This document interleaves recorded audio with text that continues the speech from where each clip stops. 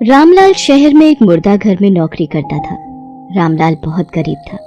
परिवार को पालने के लिए ही उसने इस नौकरी को चुना था। उसकी पत्नी बिमला और बेटी दुर्गा गांव में रहते थे। रामलाल शहर में ही एक कमरे के मकान में किराए पर रहता था। रामलाल की ड्यूटी का समय बदलता रहता था, कभी दिन का समय, कभी रात का समय। अभी रामलाल दिन की ड्यूटी कर रहा था और दिन भर ड्यूटी करके घर वापस जा रहा था। तभी रात की ड्यूटी करने वाला महेश आ जाता है। रामलाल भाई, कल से तुम्हारी रात की ड्यूटी लगेगी, मेरी तो दिन की हो जाएगी। अब मैं कुछ दिन तक रात को आराम से सोऊंगा। हाँ महेश भाई, कल से मेरी रात की ड्यूटी है। कोई नहीं, थोड़े दिन की ही बात है, फिर तो दिन की ड्यूटी हो जाएगी। अब काम है, करना तो पड़ेगा ही, वरना परिवार कैसे चलाएंगे। तुम्हें पता है, आज तो हैरानी की बात हुई। मुर्दा घर में एक ही परिवार के 5 मुर्दे पोस्टमार्टम के लिए आए और आज रात मेरी ही ड्यूटी है। अरे अब तो हमें आदत हो गई है ये सब देखने की। अच्छा मैं चलता हूँ, कल सुबह मिलते हैं। रामलाल घर चला जाता है और महेश अपनी रात की ड्यूटी करने लगता है। सब डॉक्टर जा चुके थे। महेश अकेला ही मुर्दा घर में ड्यूटी दे रहा था। महेश मुर्दा घर के गेट पर बैठा था। ये मदन को भी आज ही गांव जाना था। वो साथ में होता था तो बातों में समय बीत जाता था। बिल्कुल अकेले बैठे बैठे तो दिमाग खराब हो रहा है और बड़े जोरों की प्यास लगी है। अंदर से पानी पीकर आता हूँ।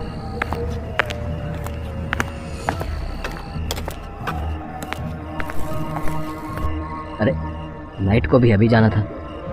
अंधेरे में कुछ भी दिखाई नहीं दे रहा। अरे ये आवाजें कैसी? महेश को किसी के हंसने की आवाज आती है। वो मुर्दा घर के कमरों में जाता है जहाँ पर सभी मुर्दे रखे हुए थे।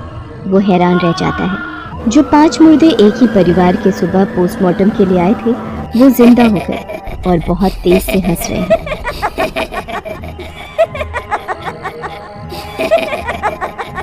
ये क्या?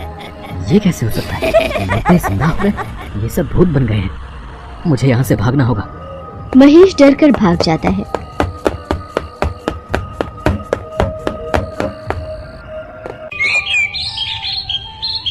सुबह जब रामलाल ड्यूटी पर आता है, ये महेश कहाँ गायब हो गया? लगता है रात की ड्यूटी करके सुबह जल्दी चला गया। लगता है मुझे बिना बताए ही गांव चला गया। डॉक्टर साहब कह रहे थे कि वो कुछ दिनों से गांव जाने के लिए कह रहा था। हो सकता है उसे कोई काम आ गया होगा।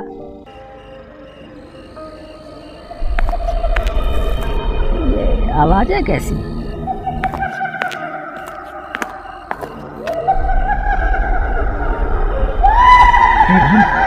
ये क्या है? ये मुर्दे तो जिंदा हो गए। भूत, भूत, कोई बचाओ।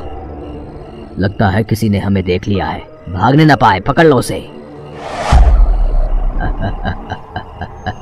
अब तो हमारे हाथों से मारा जाएगा। मुझे छोड़ दो, मुझे जाने दो, मुझे मत मारो। अगर तू चाहता है कि हम तुझे जाने दें तो ठीक है, हम तुझे जान से नहीं मारेंगे, पर तुझे हम 5 के शरीर छुपाने होंगे ताकि हमें कोई न जलाए। और जब भी मुर्दा घर में कोई मुर्दा लड़की आएगी, तुझे उसकी लाश कुछ घंटों के लिए हमें देनी होगी। रामलाल डर रहा था। उसे कुछ समझ नहीं आ रहा था। उसने 5 मुर्दों के शरीर को मुर्दा घर के एक स्टोर में छुपा दिया, जहां रामलाल के सिवा कोई आता जाता नहीं था।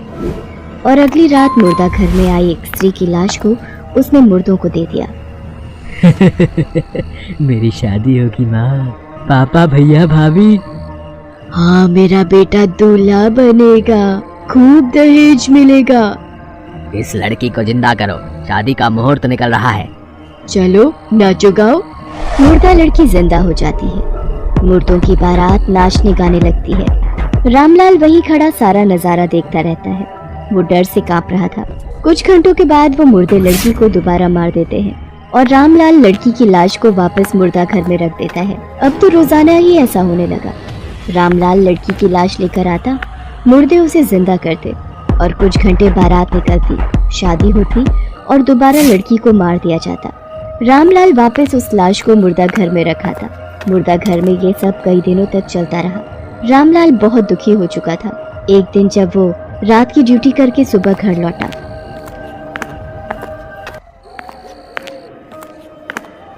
बिमला तुम अचानक, मैंने तो तुम्हें मना किया था कि अभी शहर मत जाना।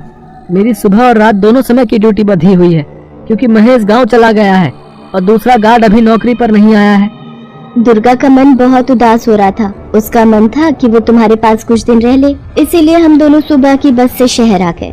बापू, क्या आप मुझे देखकर खुश नहीं हुए? ऐसी बात नहीं है दुर्गा बेटी, बात कुछ और है। मैं कुछ दिनों से बहुत परेशान हूँ। मेरी जान पर मुसीबत आ गई है और मैं ऐसे चक्रव्यूह में फंस गया हूँ जिससे निकलना बहुत मुश्किल है। रामलाल विमला और दुर्गा को सारी आपबीती बताता है। दुर्गा एक साहसी लड़की थी। वो रामलाल से कहती है, बापू, आप ही तो कहते हैं ना कि दुनिया में ईश्वर की शक्ति से बढ़कर कोई शक्ति नहीं है। भगवान की ताकत के सामने सारी ताकत बेकार है और आपने तो मेरा नाम दुर्गा रखा है। मैं आपको इस मुसीबत से छुटकारा जरूर दिलवाऊंगी। बस जैसा जैसा मैं कहती हूँ वैसा आप कीजिएगा। आखिर तू कहना क्या चाहती है दुर्गा बेटी? बापू, आज रात मैं आपके साथ मुर्दा घर चलूंगी। मुझे आप भूतों के सामने एक लाश बनाकर ले जाओगे। उसके बाद मुझे पता है कि मुझे क्या करना है। दुर्गा बेटी, मुझे तो बहुत डर लग रहा है। कहीं तुझे कुछ हो गया तो मैं अपने आप को जिंदगी भर माफ नहीं कर सकूंगा। सुनो जी, मुझे अपनी बेटी पर पूरा विश्वास है। ये आपको इस मुसीबत से जरूर निकाल लेगी। रामलाल दुर्गा को लेकर मुर्दा घर पहुंचता है। दुर्गा मरी हुई होने का नाटक करती है। आज तुमने आने में बहुत देर कर दी रामलाल, पर कोई बात नहीं, लाश तो तुम ले ही आए हो। चलो अब सब मेरी बारात की तैयारी करो। दुर्गा तो पहले ही जिंदा थी, पर वो उसी वक्त जिंदा होने का नाटक करती है।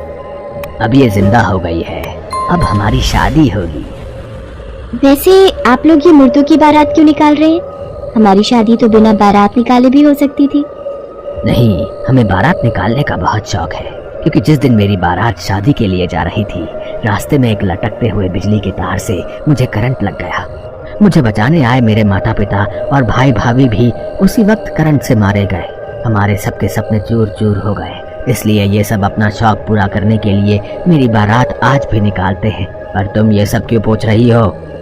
मैंने ये सब इसलिए पूछा ताकि तुम सबको मुक्ति मिल जाए और तुम्हारी आत्मा तड़पती न रहे और ना ही किसी को परेशान करे।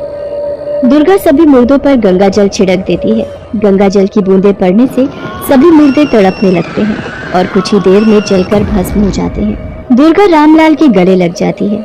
आज उसने अपने पिता को एक बहुत बड़े संकट से बाहर निकाल दिया था। उसके पश्चात रामलाल की नौकरी छोड़ देता है और अपने परिवार के साथ गांव वापस लौट जाता है।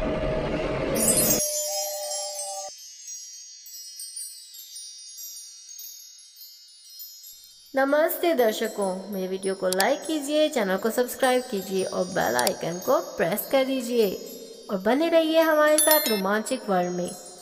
तो दोबारा मिलते हैं नई स्टोरी के साथ। अब तक अपना बहुत ध्यान रखिएगा। धन्यवाद।